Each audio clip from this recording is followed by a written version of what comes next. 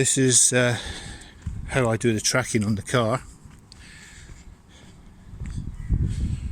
Bits of string, no lasers involved. First of all, find the centre line of the car. Now you do that by measuring between marks on the wheels, on the tyres, so I apologise. Now each tyre is symmetrical in the sense it's a left tyre and a right tyre. So each of these grooves, working from the inside to the outside, is in the same place on both sides. So you measure between the same grooves on each side, and you then get a centre point, which you can put a little arrow on. So there's a small chalk mark there showing where the centre line is just at the rear of the rear tyres. Ideally you would do it between the centres, but we're not in a world of perfection, so that's what you do there. And you do the same at the front. I've actually still got the tape measure in place at the front, so I can show you what I did. So starting from this point here on the tyre, this is the outer deep groove, measuring across again to the outer deep groove. You can see that's 150. Okay, half of 150, 75. Oops, so we've moved off a bit there. There we are, there's 75.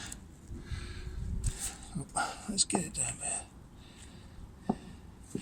Now, in order to avoid any parallax error, what I do is I use a T-square.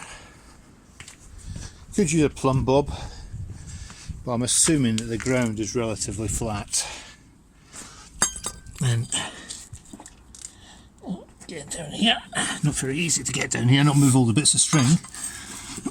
Get down here and use a T-square and just line it up with a 75.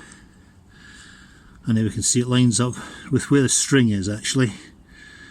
So the string's in the correct place, the arrow's actually not. Okay, so the string's in the correct place. And you make the string as tight as you possibly can. There's obviously a bit of a danger of the string snapping, but you've now got a straight line that's the centre of the car. Then what you do, you then do a similar idea, but around the tyre. So you're going around the tyre wall, do a bit of string from here, goes around the back of the tyre, and starts here, goes across here. It's important that this bit of string doesn't interfere with this top string, because if it does, it'll bulge it out a bit. Alright, so you want this string just to be touching.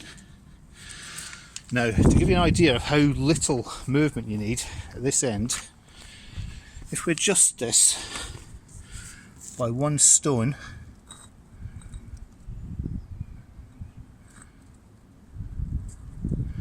okay, that small pebble there, I've just gone the width of that small pebble. And you'll see here that there's now an air gap. So that is no longer touching the tyre. So that shows just how your accuracy has to be precise. So I'm just going to put this back. And across the width of that 1 single stone there. So that is about 5 millimetres, a distance of getting on for 5 metres, 3 metres, 1, 2, 3, getting on for 4 metres. So that's 5 millimetres, a distance of 4 metres has been enough to bring that back in line. So having done that now,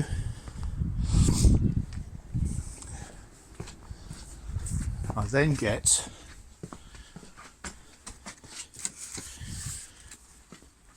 this T-square. Now this is important, you start this from the centre line, not from either of the other two lines. It has to come from the centre. Although there is the law of small angles which suggests it won't make a lot of difference if you do it from the other side, but don't worry about that. So you do that and you get this so it's exactly in line with this bit of string. I did this before, so I won't do it now because it takes a bit of time to get it exactly accurate.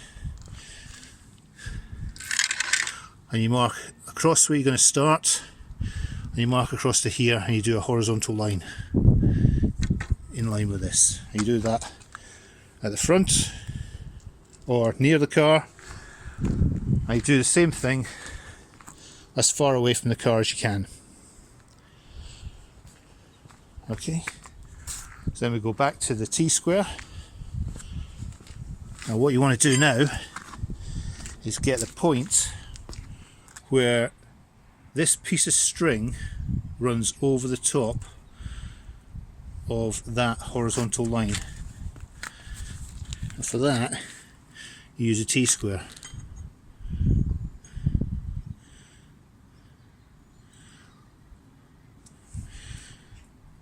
So there we are. Because you can see with parallax you could have this cross line almost anywhere and it looks right. If you use a T-square, or ideally a plumb bob, hang a plumb bob down, then you can get a cross line. So you've now got a cross. You do that at all 4 points.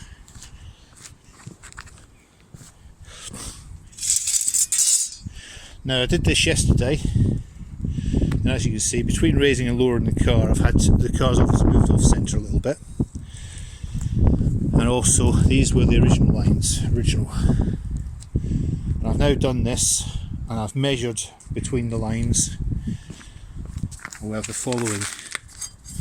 So it's 865.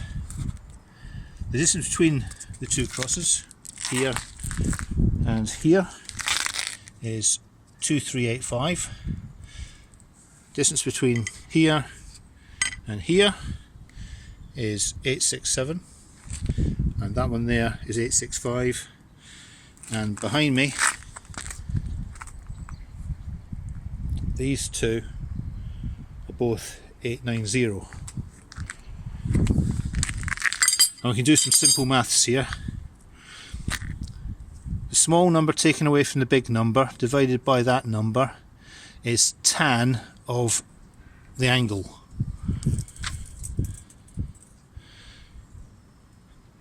And then we've got two angles. We've then got the combination of those two angles is what your toe is. So you'll have your tracking effectively doing that.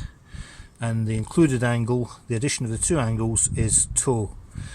And you can have this effect happening. That is called deviation.